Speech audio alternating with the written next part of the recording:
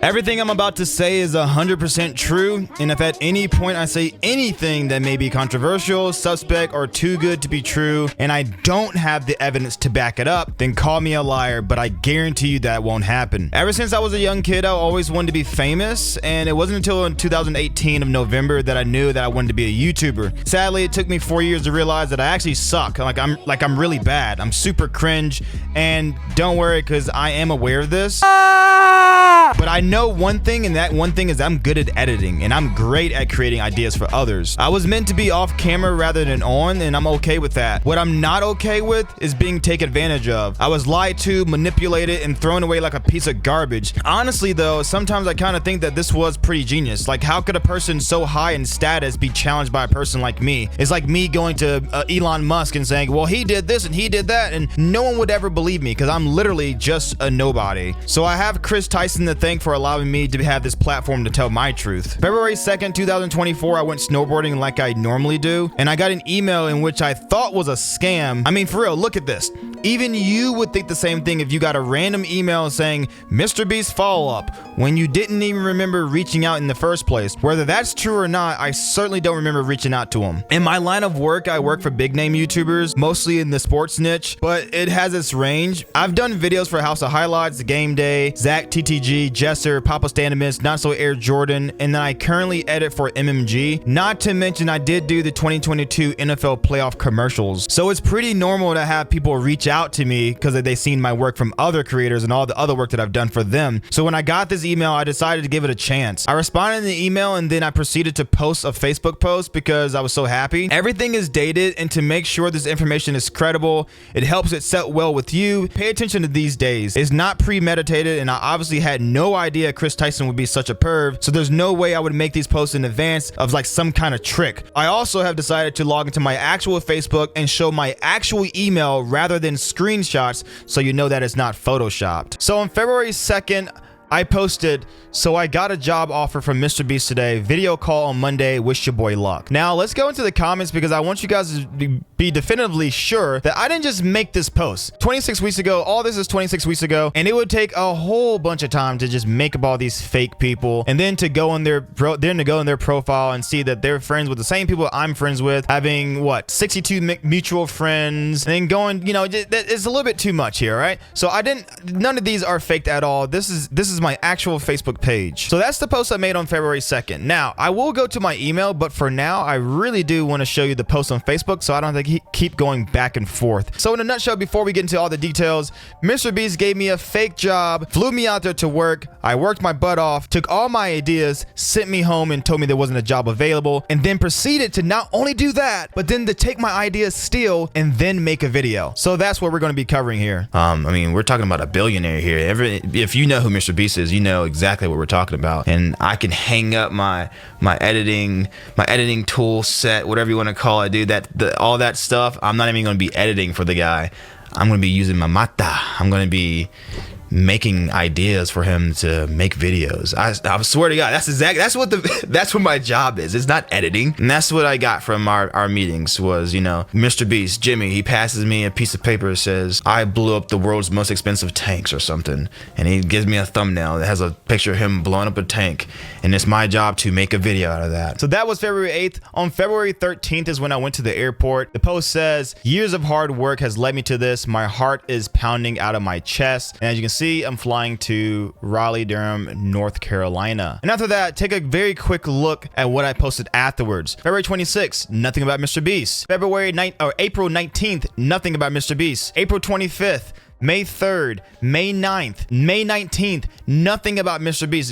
And do you know why I didn't post anything about Mr. Beast from that time? Is because something went horribly wrong and I was way too embarrassed to tell people about it because I had made so much noise, such a fuss about me going to Mr. Beast's company, and then I just got kind of screwed over. So I didn't post a single thing about that. Now, you guys are wondering, I want to see the proof. I want to see the correspondence. I want to see everything that happened between you guys. I want that information. Well, I got it. So this is the first email I ever got from a guy named Dylan. I can't say his last name, so it will be blurred out for the rest of the video because I just don't want to get out his personal PI information. So we're gonna keep it on a first name basis, and we're just gonna say Dylan. Dylan sent me an email, and it says in the subject, Mr. Beast follow-up. Hey, thanks for submitting your info to our casting team. We received your submission at this time. We're fully casted for our current videos. That's not what we want to pay attention to. What we want to pay attention to is the second paragraph. Working at Mr. Beast, we are collaborative first, and I was forward your submission. Don't know how you got it, but let's keep going. If you're interested, I would love to chat about your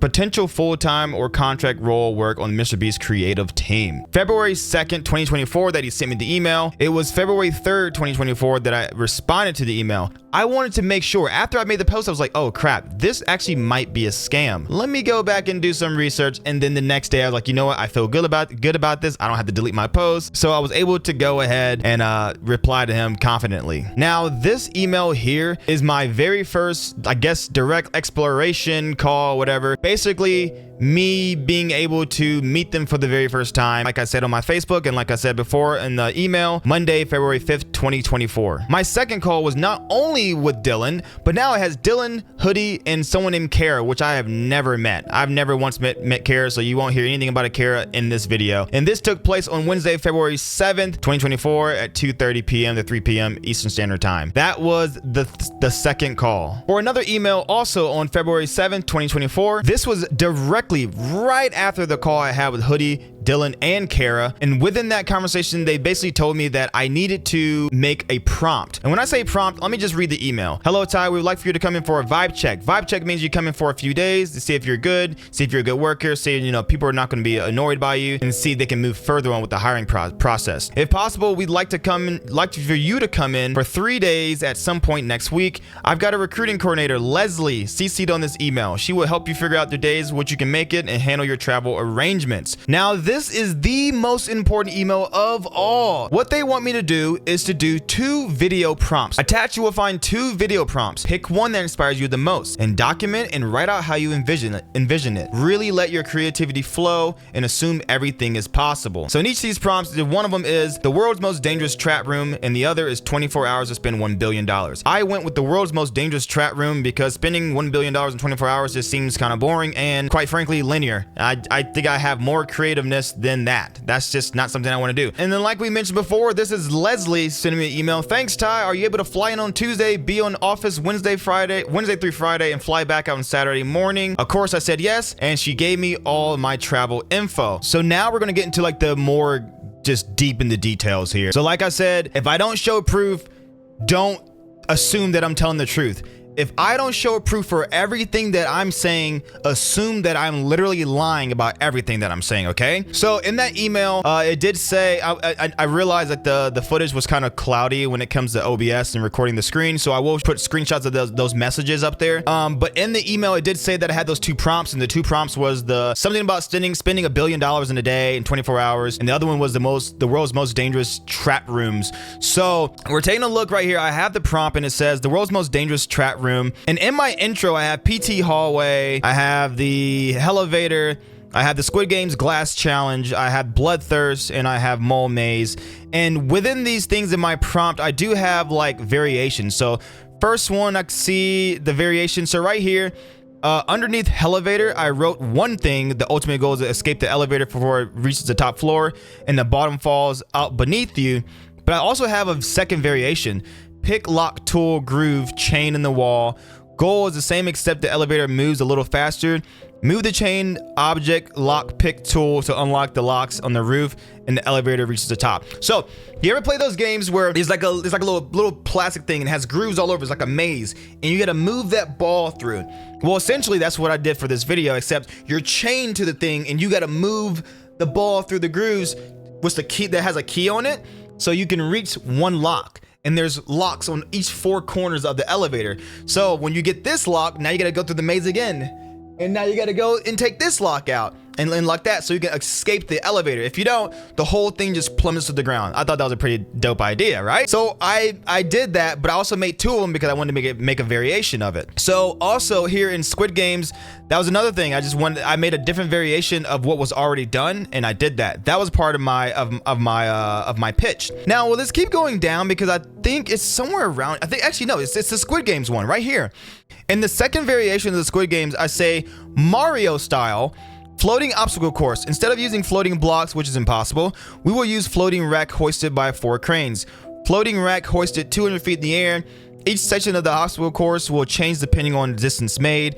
Start from one platform to another to advance. Safety harness will be eliminated due to the net underneath the platform. Now, with that, so we have an idea that I wanted to do. So I want to talk a little bit more about my experience of being at the Mr. Beast warehouse. I've never once personally ever signed an NDA. In all my emails and all my correspondences and all my text messages, I have never once ever signed an NDA. But what I think what they're doing, there is an iPad as soon as you get to the warehouse, as soon as you walk in, and you have to sign in. And they ask you things like your first name, last name, email address, all that, phone number and stuff like that. And I have a very, very, very high suspicion that when you sign your name in there and you sign in, I think you're also signing an NDA. They don't come out and say it, but I wouldn't be surprised if it happened. That's just something that I think. I'm not saying it's true. I'm just saying I'm thinking because I don't want to get sued by them because I'm, like I said earlier, I'm a nobody. Anyways, I get to the warehouse and they have multiple different like studios. Studios as in workshops where you work at, creative, thumbnail, editing, ideation, all these things, right? So they take me to, for legal purposes, I will say, for legal reasons, I will say Studio One. Studio One of creative. I go to Studio One, you know, whatever, it's all right. We're working on the video. We're doing the, in 10 minutes, like actual 10 minutes. In 10 minutes, this video explodes. And I mean, this building explodes. I worked on that for a little bit. Wasn't really feeling it. Wasn't really my jam. We went out. I will put a little video up here of me working on like a little laser challenge for that. It wasn't really my jam. Wasn't really that good at all either anyway, if I'm being honest. So I went to the next one. And by the way, I'm sorry, I'm skipping all over the place. This was actually the second day of me being there because the first day I spent my entire day in my hotel, which was boring, but for whatever reasons, I couldn't go in the first day, so I spent the first day in my hotel. The second day is when I would start, going to these workshops. On the third day, I was told to go to a different studio. We'll say Studio 2. And I'm working on a video, and the video is, what was the video's name? It was another one that had nothing to do with anything. Anyways, I go through the whole day, I say a good portion of the day, about 5 hours. So around like 2:00 p.m. there's a guy named Hoodie. It was also in one of the emails earlier, and he's like and when it comes to chain of command, I think he's third in chain of command total. So you have Mr. Beast, you have Tyler, you have Jackson the head writer, and then you have Hoodie. And Hoodie was in charge of all these things. I actually had my vibe check call with Hoodie. I had my second call with Hoodie. I was in contact with Hoodie and Leslie, the coordinator, if you remember that. And everything was going through Hoodie. The guy's a great guy. He's a great guy. He took care of me. He really like gave me great information, great feedback. So as I'm going through this video, I want you guys to remember, I'm not attacking these people. I'm attacking the company, because whatever happens in the company is a reflection of Mr. Beast. It's not a reflection of the people who are doing the things like what they're doing. Your company is a reflection of what happens. It doesn't matter who does it. If your company is ran that way, it is a reflection of you. You got to take responsibility here. So I do my pitch, and Hoodie says, you know what? I want you to go shadow some people for the rest of the day. I want you to go work with this team and see how you can contribute to them. So let's break down the positions in the Mr. Beast company. You have C1. C1 is the head person of that department. So if you're in creative, you're C1. So creative, Studio 1, C1. So there's creative Studio 2, there's a C1 for that. Creative Studio 3, there's a C1 for that. Then ideation, Studio 1, C1. Ideation, Studio 2, same thing. They're just levels. They're just like the head honcho of that department. And then within that, you also have a C2 and a C3. I assume C2 is like the person who are in between. And I know C3 is like the bitch of the company. They just write notes. They don't do anything. They just write notes. Whatever is said, they take notes, they take minutes, and they write everything. They're like the grunts of that department. I went to this new room that Hoodie told me to go to, and there was 3 positions. Well, there was 2 positions at the time. I don't know where the third one's at. There was only a C3 and then a C2. I mean, a C1. The C1's name was C. The C3, I talked to him for like 30 seconds. I don't know what his name was. And we were working on a video. We're working on a video called The World's Most Dangerous Obstacle Course. Now we are getting to the part where you finally can understand why I'm so mad, so upset that I got scammed. I got absolutely scammed by the biggest YouTuber in the entire world. This is where you're gonna find out why I was upset. Now it's gonna come full circle. I'm gonna have to tell you everything. We're working on the video, World's Most Dangerous Obstacle Course, and I want to show some videos and proof of what I did. From here on out, I'm gonna start speaking more theoretically so I don't get sued. So there may or may not have walls in this Mr. Beast studio where they're all dry erase marker, where you can just write anything. So if you have an idea, you're like, oh crap, I don't want to forget it, right on the wall. This is a picture of my pitch that I wrote. So you see right here, you get really close. Bloodthirst. Let's see. Elevator. Let's even get close. Glass challenge right here. PT hallway. Sound familiar? It's my prompt. So this is what I pitched to Hoodie. This is what I pitched to Hoodie. And I didn't put my variations in there. I just put the ones that I wanted, and I verbally said my variations just in case they didn't like my original ones. This is the world's most dangerous obstacle course. So C1 has been working on this with me and the other guy, I don't know his name, and we're working on, like, as you can see, the intro, the hook, the money mechanic. Right here, we're looking at, this is the most important part, it's just rooms. When I saw rooms, when we were brainstorming rooms, I'm like, dang, okay, rooms. I just did a prompt on the world's dangerous trap rooms. This is perfect. I can do this. It doesn't exactly follow the obstacle course, so I can kind of use my room idea with this. I mean, if you look at these ideas, whatever, it doesn't matter. The one thing that I'm looking at the most is all the way at the bottom. It looked like it says Marlo, but it says Mario. Mario is my was my idea. I'm inspired by Mario because my kids love the Mario movie. They loved it so much they named my dog Mario. Hold on. Mario, come here. Good boy. This is Mario, my dog. Living proof that my kids named my dog Mario because they love the movie Mario so much. So I was inspired by that. And I think I put that in my prompt as well. If anyone's ever seen Mario, they have the floating blocks. And I wanted to see how I can make an obstacle course with those floating blocks. I thought about it and I thought about it and I thought about it and I realized it's just impossible to make floating blocks in the air. I don't know how you would do it. Logistically, it's just not gonna work, and physically, I don't think it would work either. So I came up with the idea with a trellis net, or I came out with the deal with the truss. Taking a look at this picture right here. So this was my idea here. I wanted to make an obstacle course in the air, but like somehow incorporate it with the Mario idea. Somehow just, I don't know, somehow do that. This is a picture that I drew for this pitch for this idea. And I realized that, you know what? I couldn't do the floating blocks, so I wanted to make sure I can do it another way. So I had an idea of a truss with 4 cranes holding it up, and I wanted to be able to go across it. That was just the first section of it.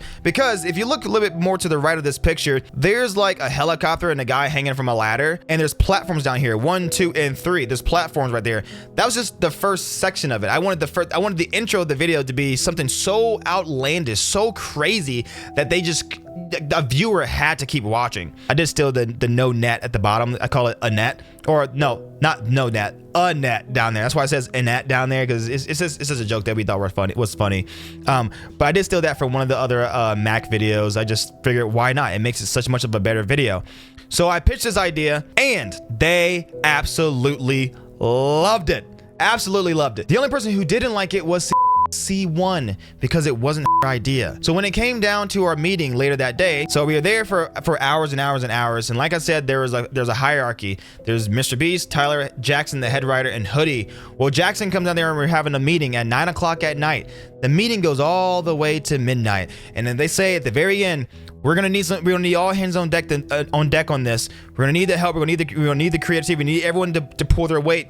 Does anyone have anything that's gonna help us, with this? And I told them my idea. I brought up every single thing, not only just this idea, but the rest of the video. They loved it. The budget was originally $1.7 million. That intro alone cost $1.7 million. Just the intro alone. And the reason why I didn't want to bring it up immediately was only because if the budget was 1.7 million and I'm here to prove myself, I can't start with going by over budget. Say, well, it would have worked, because who they're going to trust? You're going to trust someone who works there for months or weeks, years, or you're going to trust some guy like me that just flew here a couple of days ago.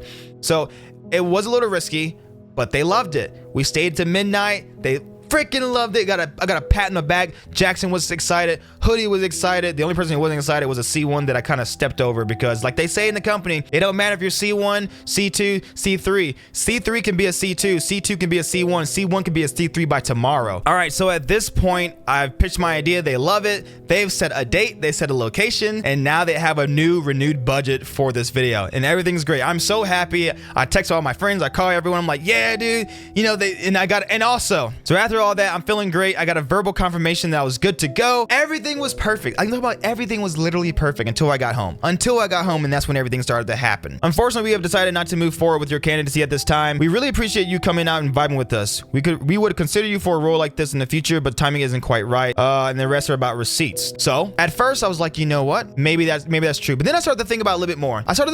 And I didn't want to let it bother me. So I said, hey Dylan, that's a bummer to hear, but I appreciate the opportunity. Maybe another time, like you said. Candidly, may I ask if I presented myself poorly or rubbed the crew wrongly in any way? Talking about here because I know I did. Also, I sent my receipts. And this is talking about my dog because I had spent like $400 for my dog to be boarded. Sent all that information. He said, hello Ty, you did not rub anyone the wrong way or present yourself poorly. We're going through some reorganization with the team and are limited on roles we have open for teams. I appreciate you sending a receipt, blah, blah, blah, whatever. This is where I started to like say, but I didn't say anything. I didn't say anything at all. Not a single word until I saw this on Twitter. Just uploaded the most insane video we've ever done. Go watch. Take a look at this picture. Take a good hard look at this picture. Does that remind you of anything you've seen so far? Does it remind you of anything you've seen remotely close to it? Or does it look like the exact same thing that I drew? The exact same thing that I pitched? Everything. Do you want to know how much I got paid for that? Zero. I didn't get paid a single dime. This man, this company, his employees not only took the time to exploit me, to have me work for them under the false pretenses of a job that wasn't, that they weren't available or able to give at the time. Yet they had many people go in and out. On my second day, there was like a different group that I saw the day before, and then they were on their last day, and then on my last day there was a group of people that was their first day. You're trying to tell me you didn't have any positions? You didn't have any positions at all? Yet you had all those people, and not only did you do that, you used my idea. A lot of people will say, you know what? Legally, he had the right to do that. I don't know in what legal standpoint he could. I could be wrong, but let's think about this though. We're talking about a billionaire. We're talking about the world's biggest YouTuber. How is that so hard to just compensate for someone for some work? How hard is it to compensate someone for their ideas that made you millions and made me zero? I don't care if it was legally done or not. Like, think about it. We all have hearts here. We're all watching YouTube videos for the same exact reason. How messed up is that? You're a billionaire, dude. It's not like it's I'm some guy on the street, or you're some guy on the street. You're a billionaire, man. Pay people for their ideas. Don't just fly them out there, take their ideas and send them home. You're giving these people false hope. You're taking their dreams from them. You're taking everything that's about them, their creativeness, their fucking imagination. I'm sorry, I'm actually getting worked up right now. You can't do that to people. And on top of that, with everything going in the media, it just kind of shows his true colors. It shows the true nature, your character of who you are. This ain't it, man. This seriously is not it. This is just part one because I believe part two will shock you, and I don't want to get to the point where I have to do part two and I really have to expose a lot of things that might get me sued. So I'm working on something right now. I know this may sound really crazy because, I'm asking for money. And that's basically what I'm doing with Mr. Beast. I want him to pay me. He owes me this money. He owes me this. You can't just keep doing this to people. You can't do this. So I'm asking you guys, if you believe everything that I've said, without a doubt in your mind, you'll be like, you know what? I like the proof. I like what I saw. I want to help this guy out. Please help me out. I'm going to start a GoFundMe. We work too hard to be stomped on by these guys, to be trampled by these people in power. And who's the one that benefits from it? Think about it. Who's benefiting from this? Me or Mr. Beast? It ain't me. So please support your boy. And let's just hope I don't have to do a part two. I am though. I actually am. I have so much more proof to go to. I have text messages. I have everything. Let's get it.